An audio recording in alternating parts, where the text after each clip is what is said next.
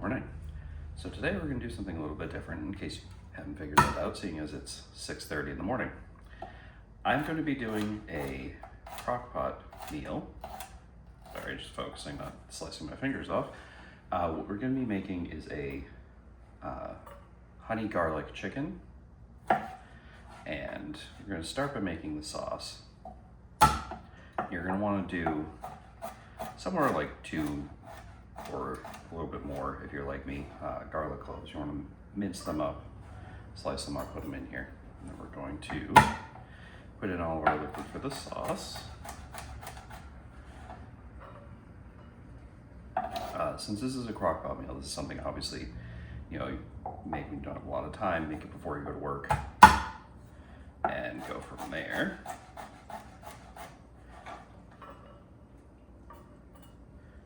Probably should have started the recording after I sliced the garlic, but hey, here we are. Get in there. Now, what you're gonna need for this sauce, you're gonna need honey, obviously. You're gonna need soy sauce. I'm using low sodium soy sauce. You're gonna need red pepper, black pepper, parsley, oregano, basil, and ketchup. Sticky garlic. So, we're going to start with the quarter cup.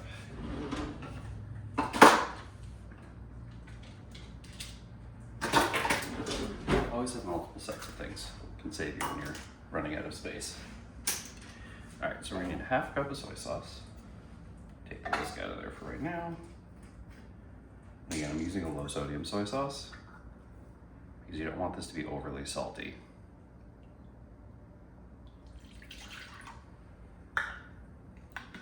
Half cup of soy sauce.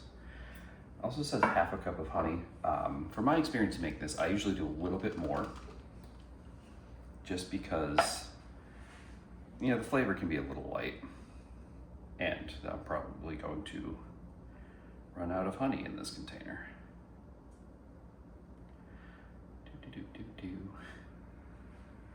So this is a regular honey, but I'm probably going to supplement it with some, just through that glass bottle, some hot honey here.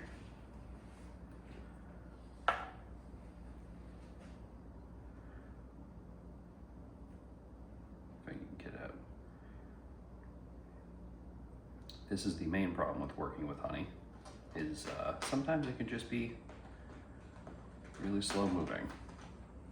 Just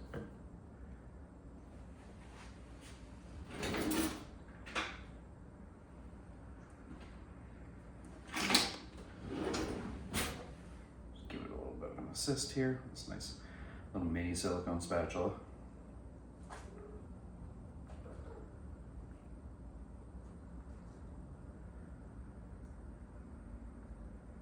Go. Put that in there. All right, so now we're going to need 1/4 cup of ketchup.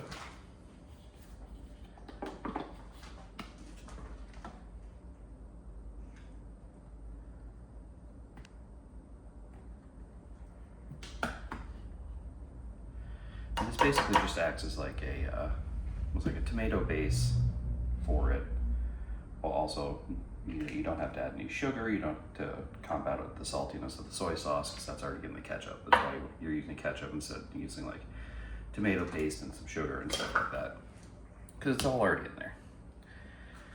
All right, we got the garlic in there. So red pepper flakes, oregano, measuring spoons.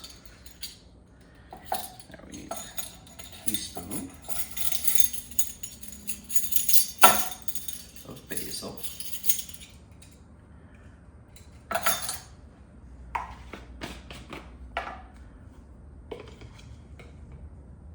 one teaspoon of basil.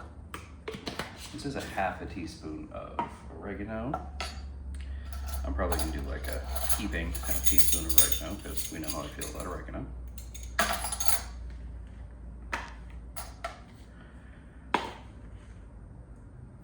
And then it's a 1/4 teaspoon each of the red pepper flakes and black pepper. if you make this, you find you can use a little bit more spice, a little bit more bite, add more red pepper flakes. There's black pepper. And you can also add like a chili powder if you wanted. I threw that hot honey in there, so that should add a little bit more of a depth of flavor for what I'm looking for.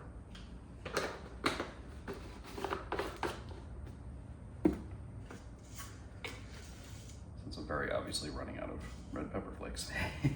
All right. It's cold, the nose is running. Perfect cold weather dinner here. So we're just gonna give this a good mix. Now you need to really mix this and mix it really well because the ketchup and the honey are going to just be solids. And here you can see like the soy sauce is swirling around while those are fighting me. So you want to give this a good mix.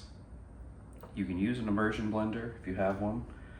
I do have one, but you know, my wife is still asleep, the dogs are asleep.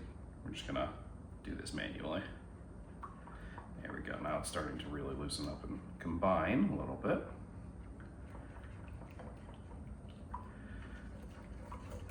And we're gonna set this aside and then we're gonna put everything in the crock pot. I have to do some chopping, so I'm gonna do that off camera. And then we'll come back, assemble everything, throw it in, and go from there. Okay, so now time to assemble here. So we have about a pound of baby potatoes cut in half. We have about a pound of carrots. I threw some shallot in there. And I have a white onion cut up into the crock pot. We're gonna put in bone-in, skin-on chicken thighs. Now, you want the bone in for these because the bone is basically gonna act as like creating a stock while you're doing this to give it a little bit more liquid.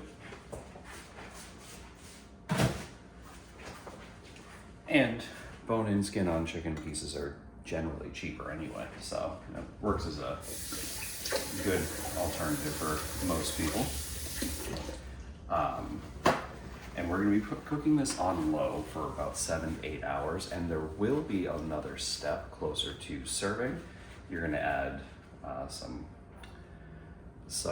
wow, apparently I'm still asleep. You're going to add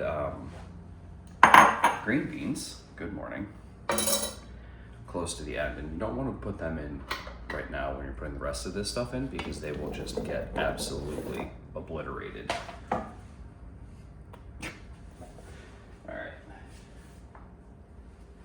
Gonna pour this right over. Now, I made that comment about the bones for a reason, because you're gonna notice this isn't going to cover everything.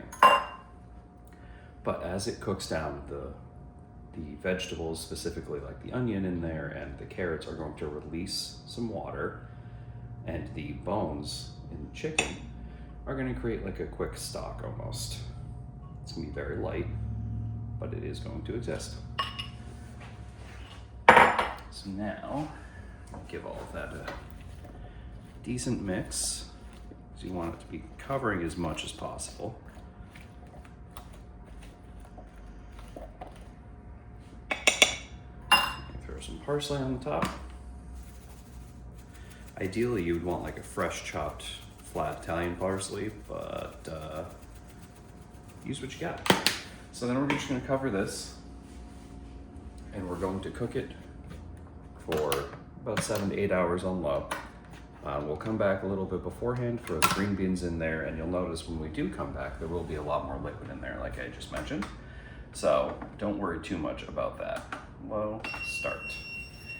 All right, so we'll come back in a few hours and give it a good check. Hello. So, that's loud. We're a little over 30 minutes away from this being done. You can see this is, you know, much more cooked looking than last time, but everything, there's a lot more liquid in here than there was before. Because like I said, the onions, the bones from the chicken, all that's gonna release all the liquid and create a nice stock in here.